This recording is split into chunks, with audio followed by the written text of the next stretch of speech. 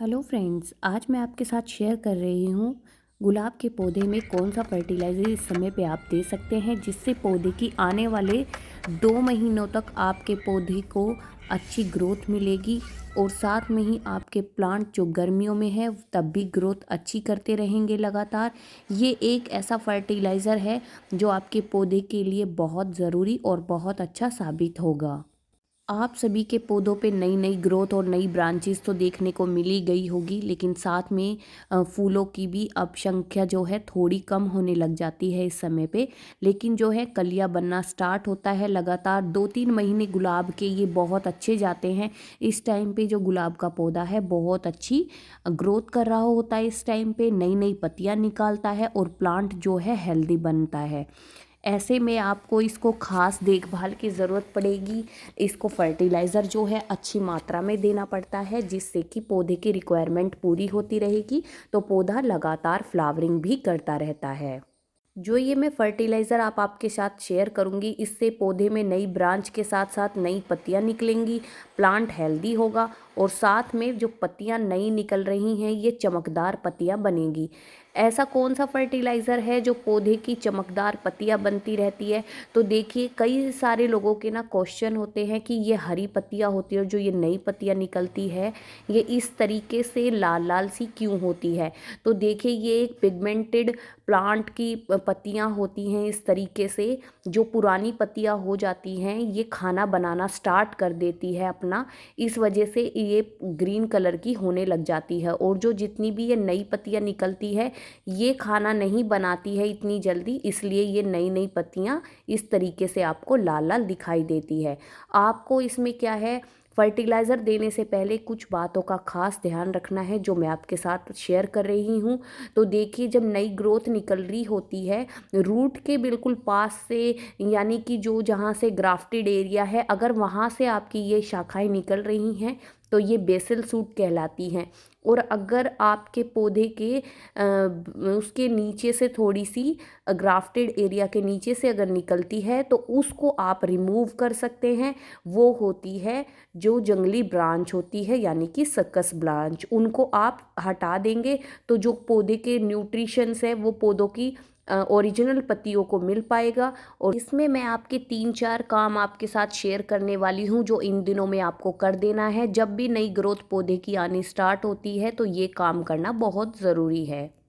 पहला काम तो ये है कटाई छटाई करना, पौधे की बेसल सूट आने में मदद करना। तो देखिए, जो जित हम कटाई के करने के बाद ये मेरे पौधे की ग्रोथ इस तरीके से हो रही है और नई नई कलियां बनना स्टार्ट हो गई है। तो कटाई करने से पौधे की जितनी भी जो एक्स्ट्रा स्टैम्प है उनको हम कट करते हैं तो उससे हमारा प्लांट बुशी बनता है और नई ग्रोथ जल्दी से निकालने में मदद करता है। तो ये फ़र्क होता है अगर हम टाइम पे प्रूनिंग करते हैं। तो कटाई करने के बाद ही हमारे बेसल सूट्स आने के जो चांस है वो बढ़ने लगते हैं और कलियां लगातार बननी स्टार्ट हो जाती है। तो देखिए, ये मेरे बेसल सूट पे इतनी सारी कलियां एक स्टेम पे आ रही है और ये कटाई का ही नतीजा है। तो इसलिए हमें टाइम पे करना होते हैं सारे काम। दूसरा काम करना है आपको, जो गुलाब पर जैसे भी नए पत्ते आने लगते हैं वैसे ही पुराने पत्ते को आप हटा दीजिए। यानी कि जितनी ये जैसे जले जले और ये पीली पत्तियां दिखाई दे रही है ना, इन सबको हम रिमूव कर देंगे। इनको रिमूव करने से आप पौधा जो है पुराने पत्तों को हटा देते हैं तो नए पत्तों से खाना बनाने के लिए तैयार हो जाता है। इसलिए ये पुरानी पत्तियां जो है पौधे की जो एक अच्छी ग्रोथ है उसमें भी काफ़ी असर डालती है। पौधा जो है बेजान सा लगने लगता है। अब हमें करनी है इसकी थोड़ी थोड़ी गुड़ाई। गुड़ाई करने गुड़ाई जो है आप किसी टूल की सहायता से ही कीजिए। तो अच्छे से हल्के हल्के हाथों से ऊपर की जो हमें 1-2 इंची की स्तर है उसकी ही गुड़ाई हमें सिर्फ करनी है। रूट को बिल्कुल डिस्टर्ब नहीं करना है इस समय पे। और ऐसे इस तरीके से हमने गुड़ाई कर ली है। मैंने इसमें जो है 1 महीने पहले अच्छे से फर्टिलाइज़र दिए थे, किस तरीके से देना है वो वीडियो आप मेरी चेक कर सकते हैं। तो उसके बाद ही हमें जो इस तरीके से अपना फर्टिलाइज़र पौधों की जड़ों में डालना है। जो ये फर्टिलाइज़र है ये आराम से जड़ों तक जाएगा और पौधों में जितनी भी नई ग्रोथ आ रही है उनको मरने नहीं देगा, वो ख़राब नहीं होगी और कलियाँ बनना जल्दी से आपके पौधे में भी स्टार्ट हो जाएगा।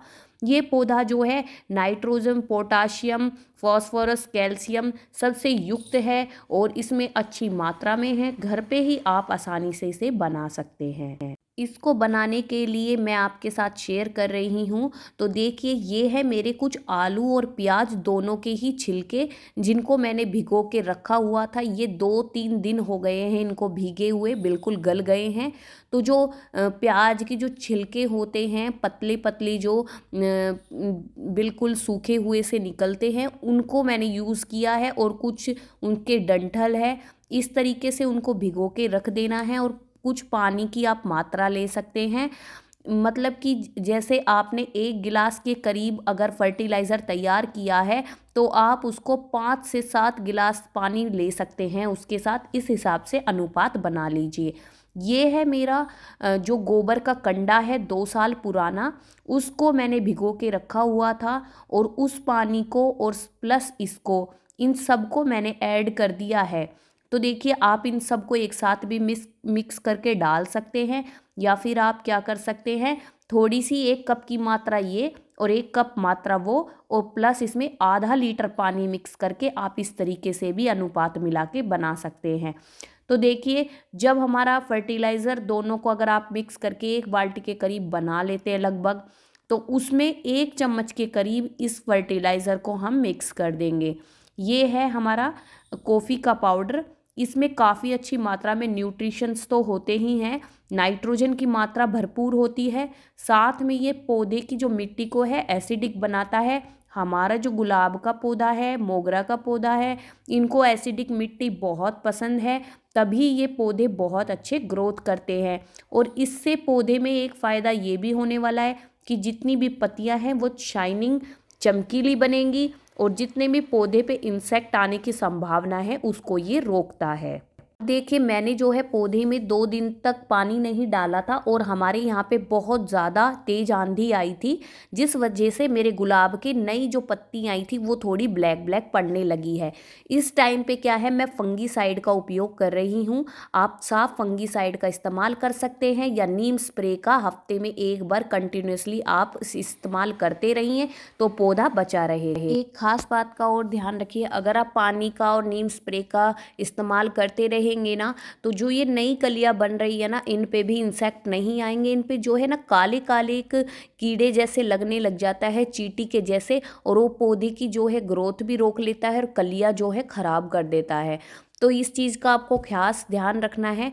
अगर आप पानी का स्प्रे करते रहते हैं, तो पौधे की जो नई ग्रोथ है वो बहुत अच्छी से निकल के आती है और जल्दी अच्छी ग्रोथ बनाता है पौधा। पौधे को जो है पर्याप्त मात्रा में धूप से बिल्कुल भी ना हटाए। इसको धूप कम से कम 5-6 घंटे की आप ज़रूर दीजिए। जितनी अच्छी धूप देंगे उतनी अच्छी पौधे की ग्रोथ बनेगी।